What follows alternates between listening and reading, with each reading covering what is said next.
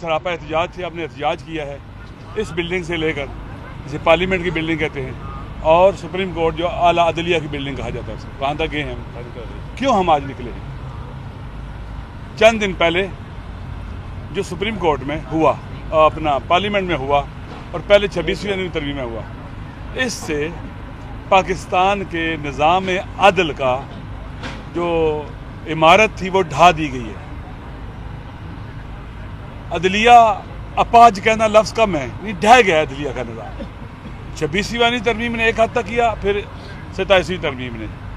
अब आप जानते हैं पाकिस्तान जैसे मुल्क में जहाँ इलेक्शन लूट लिया जाता है, जहाँ जजों के बच्चों को अगवा करके फैमिली पर दबाव डालकर भी बाज़ औक़ात सुनने में आया कि फैसले करवाए जाते हैं, लालच देकर प्रमोशन के फैसले। अब अदलिया किधर, अवाम को कहाँ से इंसाफ मिलेगा? पाकिस्तान के लिए पाकिस्तान के अवाम के लिए इंसाफ के तमाम दरवाजे बंद हो गए। अब जुल्म का रास्ता हमारे सिस्टम का कोई इदारा नहीं रोक सकेगा। ये जो पार्लियामेंट है ये भी ढह चुकी है। आपको याद होगा इसी पार्लियामेंट में रात के वक्त MNA को उठाया गया, आज तक नहीं पता चला किसने उठाया, और स्पीकर वहां पर बैठा हुआ है, अभी तक बैठा हुआ है। शर्म नहीं है कि आप इनकी हिफाजत नहीं कर सकते? आप तो कस्टोडियन है हाउस के। अवाम को उठाकर तरामीम कराई गई है। 26वीं आपने देखा था क्या सूरत हाल थी, 27वीं में भी मुत्तफिका आइन को मुतनाज़ा आइन बना दिया गया। वो डॉक्यूमेंट जो फेडरेशन को फेडरेशन रखता है, अब वो नहीं रहा है। पाकिस्तान की फेडरेशन पर अटैक है, सालमियत पर अटैक है, अवाम के हकूक़ पर अटैक है, और फिर आइन के अंदर जो लिमिट्स हैं कानून साजी की। एक तो ये है कि आइन की जो रूह है उसके खिलाफ आप कोई भी कानून साजी नहीं कर सकते। दूसरा, कुरान और सुन्नत सुप्रीम है वहाँ का, और हकमियत अल्लाह की है। पाकिस्तान के यहाँ बस एक जुमला कह के फिर ये देता हूँ, पाकिस्तान के आइन की रोशनी में अगर हम जमहूरियत की तारीफ़ करें तो वो ये है, अल्लाह की हुकूमत मुंतखब साले सादिक अमीन नुमाइंदों के ज़रिए अवाम पर, आर्टिकल 62-63। यानी कोई भी ऐसा हुक्म जो अल्लाह के अहकाम के ख़िलाफ़ होगा वो यहाँ जारी नहीं हो सकता।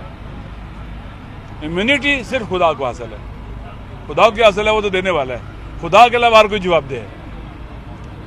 आपने 2 बुत तराशे हैं बंदों के, 2 आदमियों को खुदा बनाया है, एक प्रेसिडेंट को और एक चीफ को। चीफ साहब हाफ़िज़ कुरान है, उन्हें रिजेक्ट कर देना चाहिए, उसको नहीं मानना चाहिए।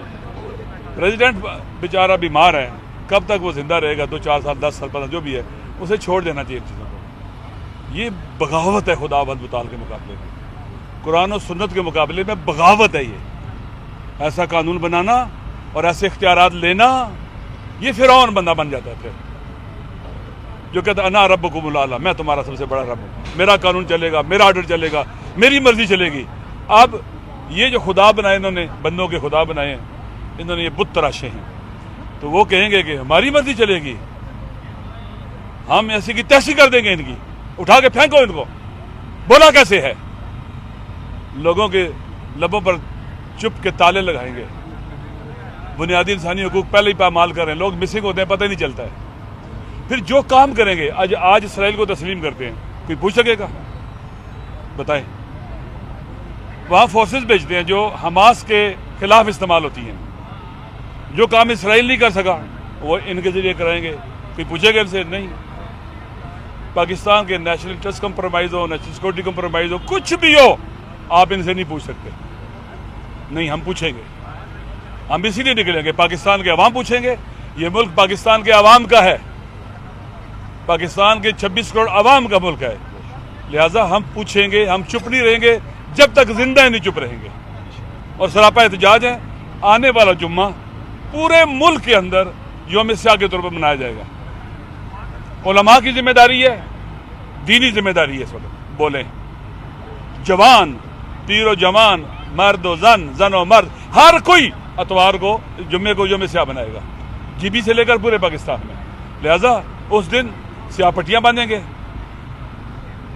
मसाजिद के बाहर जहां भी मुमकिन है वहां पर एहतजाज करेंगे और इस जुल्म के खिलाफ आवाज बुलंद करेंगे। ये इब्तिदा है, आगाज है। انشاءاللہ العزیز کے بعد پھر قومی کانفرنس بلائی جا رہی ہے، تمام کے تمام سوسائٹی کے طبقات کو، شخصیات کو بلایا جائے گا، جہاں پر پوری قوم کو اور سب لوگ آن بورڈ لے کر یہ جدوجہد جاری رہے گی، اور ان کے اضافے کے بعد پھر اس میں مزید طاقت آئے گی. شکریہ. بسم اللہ الرحمن الرحیم. میں آقا صاحب کا شکریہ ادا کرتا ہوں، اور تفصیل سے بات ہو گئی ہے، میں صرف دو باتیں کرتا ہوں. اس وقت پاکستان غلام ہے، اور چند لوگوں نے 24 کروڑ عوام کو غلام بنایا ہے. اشرافیہ کے نام پر ایک بدماشیہ پاکستان کے اوپر مسلط ہے، جو بہت بے شرمی کے ساتھ جمہوریت کا، عدلیہ کا، پارلیمنٹ کا کھلواڑ کر رہی ہے. ان کو شرم نہیں آتی. 2 کروڑ 60 لاکھ بچے اسکولوں سے باہر ہیں. 100 روپے فی لیٹر لوگ ٹیکس دے رہے ہیں پیٹرول میں، 14 قسم کے ٹیکس بجلی کے بلوں میں دے رہے ہیں. اور اس وقت 62% لوگ گندا پانی پینے کی وجہ سے بیمار ہیں، اور بدترین قسم کی مہنگائی ہے، اور پولیو نے پنجے گاڑے ہوئے ہیں، دہشت گردی نے پنجے گاڑے ہوئے ہیں. 2.5 لاکھ روپے ہر پاکستانی مقروض ہے. کروڑوں کی تعداد میں نوجوان بے روزگار ہیں. ان کے لیے کوئی قانون سازی نہیں ہو رہی. چند لوگوں کے لیے قانون سازی ہو رہی ہے، اشرافیہ کے لیے قانون سازی ہو رہی ہے. انہوں نے پارلیمنٹ کو غلام، انگوٹھا چھاپ، ربڑ سٹیمپ اور اسکرپٹڈ کارروائی کا مرکز اور اشرافیہ کے نام پر بدماشیہ کا غلام بنا دیا ہے. ہم ایسے دستور کو اور صبح بے نور کو نہیں مانتے اور مسترد کرتے ہیں. 27ویں آئینی ترمیم اشرافیہ کے نام پر بدماشیہ نے اپنے لیے کیا ہے، اور یہ آئین جمہوریت، عدلیہ، فنڈامنٹل رائٹ کے اوپر ڈرون حملہ ہے. ہم اس کو مسترد کرتے ہیں. اور استثناء، یہ خوف ہے، استثناء غیر اسلامی ہے، غیر شرعی ہے، استثناء غیر دستوری، غیر آئینی ہے، استثناء انسانی حقوق کی خلاف ورزی ہے. پاکستانی قوم اس استثناء کو مسترد کرتی ہے.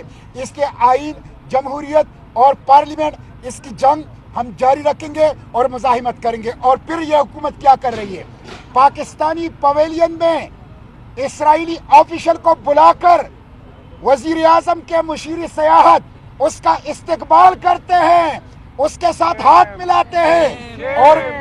اور کل رات پاکستان نے سلامتی کونسل میں ٹرمپ کے 20 نکاتی منصوبے کا ان کے حق میں ووٹ دیا ہے. حالانکہ چین نے ووٹ نہیں دیا، حالانکہ روس نے ووٹ نہیں دیا، وہ غیر جانبدار رہے. ان کے اعتراضات تھے اس منصوبے کے اوپر، لیکن امریکی دباؤ پر ایک ایسے منصوبے کا، ٹرمپ کے منصوبے کا ووٹ دیا کہ جس میں امریکہ اور امریکی کے ٹرمپ نگرانی کرے گا، اور مصر اور اسرائیل کی سربراہی اور مشاورت سے حماس کو غیر مسلح کیا جائے گا. یہ غزہ کے خون کا سودا ہے، یہ فلسطین کا سودا ہے، یہ مسجد اقصی کا سودا ہے. کل رات سیکیورٹی کونسل میں پاکستان کا ووٹ دینا پاکستانی عوام کے جذبات کی نمائندگی نہیں، پاکستانی عوام کے احساسات اور زخموں کے اوپر نمک پاشی ہے. ہم اس کو مسترد کرتے ہیں. اس لیے میں عوام سے کہتا ہوں، تحریک تحفظ آئینی پاکستان نے مزاحمت شروع کی ہے. سیاسی قیدیوں کو رہا کرو، جعلی پارلیمنٹ کے بجائے حقیقی پارلیمنٹ بحال کرو، اور یہ 26ویں آئینی ترمیم، 27ویں آئینی ترمیم واپس لو. ملک کو غلامی سے نکال لیں، اور عوام کی حکمرانی، عوام کے راج کے لیے یہ مزاحمت جاری ہے، اور انشاءاللہ منزل تک پہنچنے تک ہم اس کو جاری رکھیں گے انشاءاللہ. پاکستان زندہ باد.